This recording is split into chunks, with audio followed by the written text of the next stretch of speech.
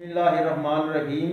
साजिद वफा आर्ट की तरफों अवामी शायर लाला नज़ीर अहमद साजिद तुहाडे दोस्तां दी खिदमत विच हाज़र है कि ना कर सजना तकरार दीयां गल्लां, ना कर सजना तकरार दीयां गल्लां, आ रल मिल करिए प्यार दीयां गल्लां, पर सट के जेड़े झगड़े रोसे आ दोवें करिए इजहार दीयां गल्लां।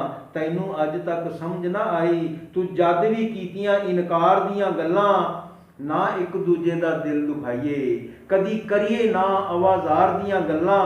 तेरियां गल्लां जिगर नू छलनी कीता, तेरियां गल्लां नोक तलवार दीयां गल्लां। अखां फेर के ना कर दो दो गल्लां, अखां मेल के करिए आ चार दीयां गल्लां।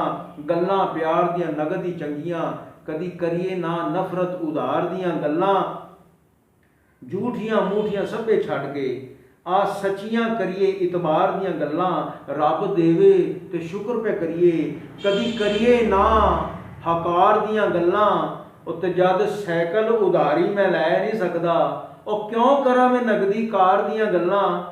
साजिद की लैना जहान दीयां गल्लां तू, आ रल मिल करिए नबी दे यार दीयां गल्लां। आ करिए नबी दे यार दीयां गल्लां। पाकिस्तान जिंदाबाद।